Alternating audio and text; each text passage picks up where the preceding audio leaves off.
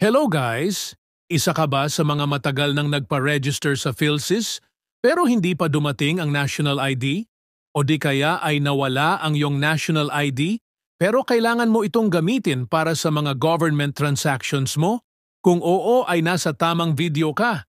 Tapusin lang ang video para malaman kung paano. Pero bago tayo magsimula, huwag kalimutang mag-subscribe sa aking YouTube channel para sa aking future updates. Salamat po! So ito na, simulan na natin. Una, buksan ang browser sa inyong smartphone o laptop.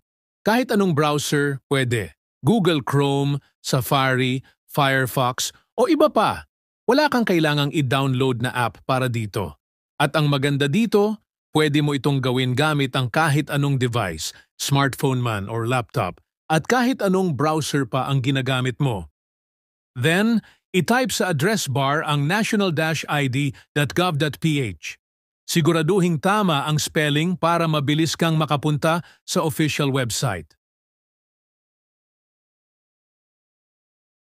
Kapag nakapasok ka na sa kanilang website, i-click mo lang ang Proceed at mapupunta ka sa page kung saan makikita mo kung paano makakuha ng digital copy ng iyong national ID.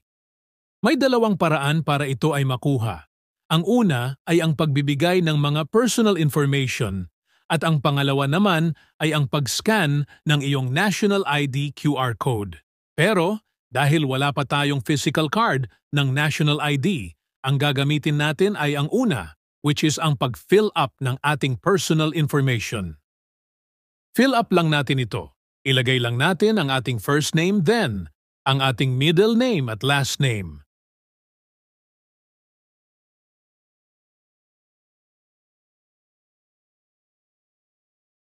Sunod naman ay ang ating date of birth.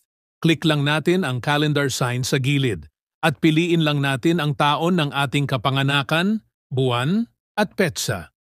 Pwede rin nating ilagay ang ating National ID Card Number o PCN kung mayroon tayo, pero ito ay optional lamang.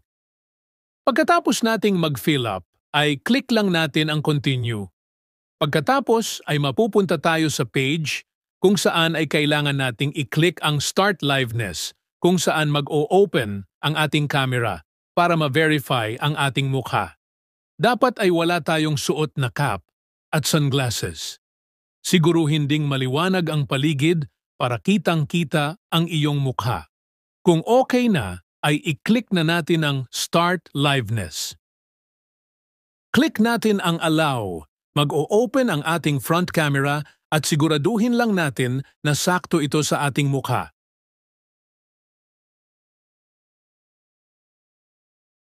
Kapag okay na ay mapupunta tayo sa page na may nakasulat na congratulations. I-click lang natin View National ID sa baba. At ganun lang kasimple, meron na tayong copy ng ating national ID. Kung gusto mong makita ang likod ng iyong ID, i-click mo lang o itap ang ID card at makikita mo na ang likod nito. Pwede mo rin itong i-download kung gusto mo. Maaari mo rin itong gamitin sa kahit anong mga government o non-government transactions mo. Pero paalala lang, bawal itong i-print lalong-lalo na sa PVC cards. At kung gagawin mo ito, pwede kang magmulta ng 1 milyon hanggang 3 milyong piso at makulong ng hindi bababa ng 3 taon hanggang 6 na taon. Kaya, iwasan ang pag-print nito dahil ito ay digital copy lamang at dapat ay nasa cellphone, tablet o laptop lang natin nakalagay. At yun lang po kadali ang pag-access ang ating digital national ID. Please, don't forget to like the video and subscribe to my YouTube channel for more video tutorials. Maraming salamat!